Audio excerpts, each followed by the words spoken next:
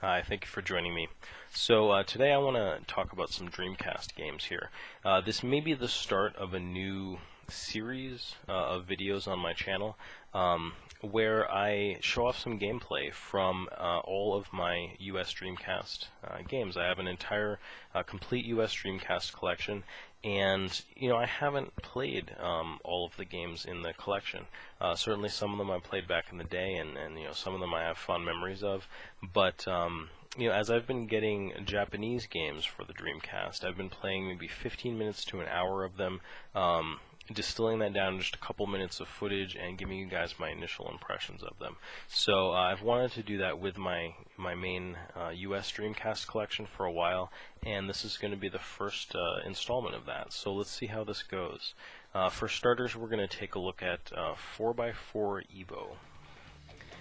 So this is a racing game, obviously. It's a simulation style racer. So we have a bunch of different modes here: quick race versus time attack. There's a network mode, which was a very fun feature of the Dreamcast at the time, kind of ahead of its time a bit on that. And this focuses on like 4x4s, so essentially seems like vehicles that are capable of four-wheel drive, a lot of SUVs, pickup trucks, and that kind of thing. So we're talking kind of off-road racing and that kind of thing. So this reminds me a lot of Gran Turismo, and I'm rather fond of simulation-style racing games like that. Here we can choose from a lot of different makes. You've got Chevy, Ford, Mitsubishi, Toyota, all kinds of stuff. Checking out this Chevy Silverado. You can go ahead and buy whatever vehicle it is you want at the start. I believe you start off with, was it like 30 grand? And you have the option of getting all kinds of upgrades for it here. So let's take a look at the suspension. See if we can do something. There's all kinds of lift kits. A lot of really cool customizations that you can make here. So let's go ahead and get some sport springs and install those, and let's start racing. So here you can see, this is a relatively nice looking racing game, I would say, especially for the time.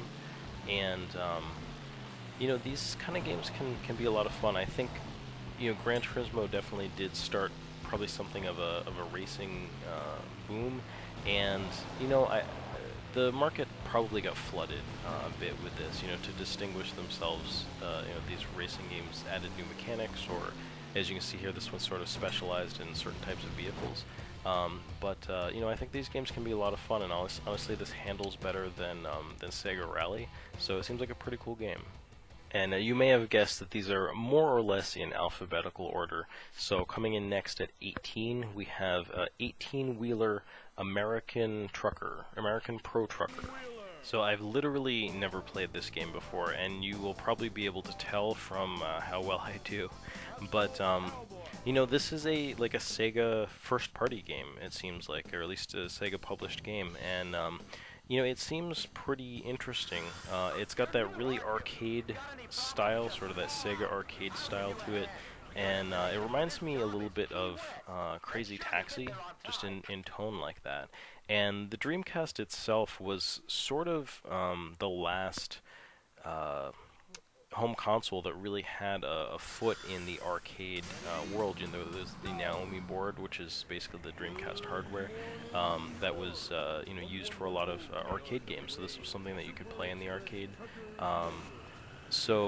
Going from a simulation racer to this, it takes a little bit of an adjustment. It seems like this one is more about just trying to get from point to point as fast as you can. You're going to be barreling into other stuff if it's in your way.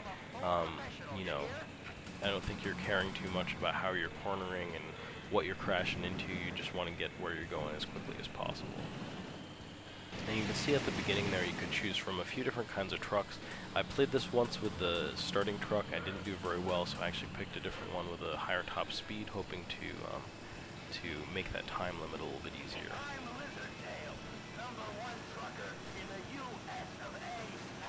And you can hear this trucker kind of heckling us on the radio. It seems like we have a rival on each board, and then there's also a car that we're aiming to hit in order to get a time bonus. I'm not sure if there's anything else here that gives us time bonuses, but honestly, the time limits are pretty tight in this. So I was having some trouble. I had to play this a few times before I could get through this first board here.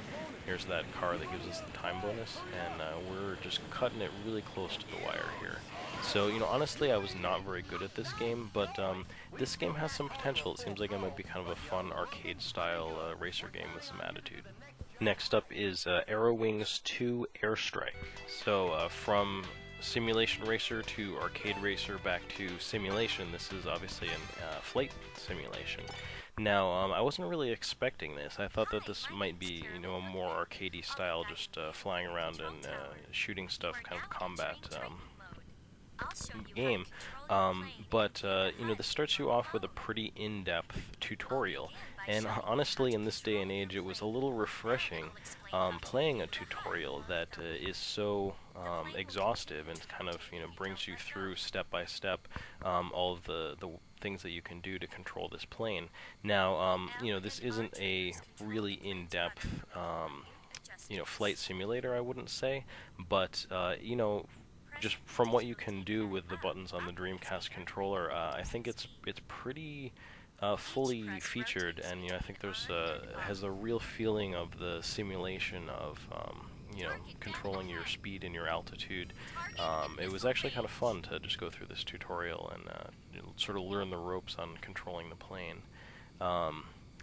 So here we get a little sequence where we can shoot down a few planes at the end of this initial tutorial. So we're gonna get in close enough here, launch a missile.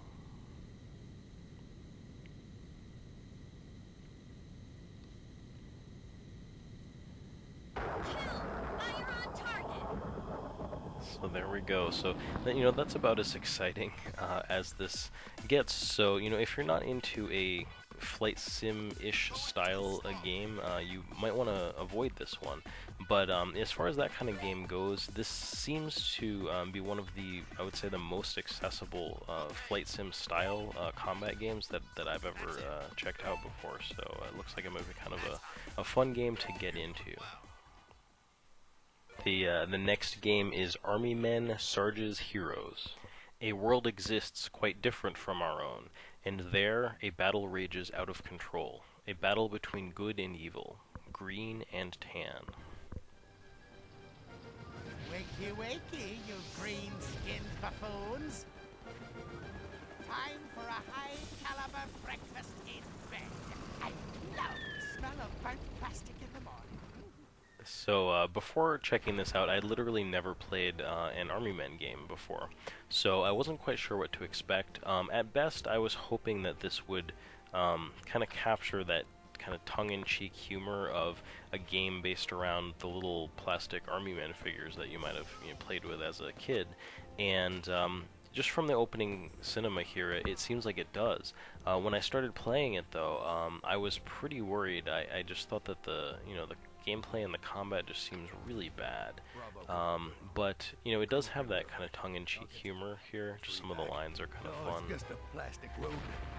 Plastro's army has the hell of it. And you know, once I got used to the controls and started to play around with this a little bit more, you know, I softened up a little bit on the game. It does seem like it's got mission, you know, objective-based missions. You've got a little map here that you can see sort of the battlefield, and you know, it may actually have a little bit of depth to it. And I think, you know, there's nothing wrong with a game that requires you to learn a new control scheme. You know, again, it might feel a little bit dated in that respect, because I think a lot of games these days play more similarly to each other. But you know, really, you know, we used to learn control schemes back in the day all the time, and we still do now. And you know, once you learn it, it can be just as natural as any other game. So you know, I was pretty worried about this to start off with, but it looks like if you invest the time in it, this might be kind of fun. Coming up, we have Atari Anniversary Edition. So here is an arcade compilation. You can see all kinds of classic arcade games here. We got to start this off with Asteroids.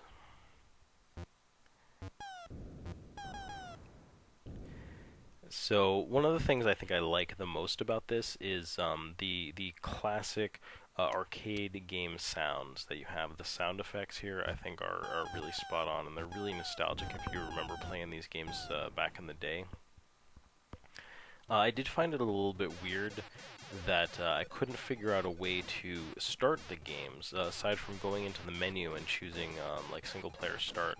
So that was a bit off-putting. I don't know if there's just something that I was missing, but it did make this feel like less like an immersive kind of arcade simulation experience and more like a just like you're playing an emulator. And honestly, I don't think the little marquee images and things like that really help that much. But here you can see the classic Tempest. This is always a fun game. Fondly remember the Jaguar version of this with a really fun soundtrack. But again, those those classic arcade sound effects I think are really well represented here. And there is some historical material here. You can see some images, some like flyers and things like that. You can actually of course view this stuff and zoom in and actually read the information. So if you're into arcade history, there might be some stuff here for you in that regard. And finally, Bang Gunship Elite. I love this introduction here. You have what sounds like a completely competent professional voice actor reading just the most worthless bit of introductory text here. They sound like they don't believe what they're reading. It's pretty funny. The crew consists mainly of scientists, and the Optimus is not equipped to defend itself. But once you get past the obligatory, utterly forgettable introductory text here, you're thrown into a space combat game that actually has kind of like fun, visceral combat. It's been quite a while since I've played a game like this. It certainly harkens back to something like Colony Wars. Not a game that I played a lot of, but certainly had a lot of fans. I never played Wing Commander or that sort of thing, so I don't know how this compares, but even on the Atari 2600 I remember games of this style that were kind of fun. I think it's something about these guns here that they have this really great feeling to them, and it's pretty fun to just blow up these other ships. I am playing this on easy, and I have to admit I played this mission a few times, and it doesn't seem easy. I shoot down a lot of ships here, and I keep getting this main ship destroyed. But what I finally figured out is it seems like it's showing on the display.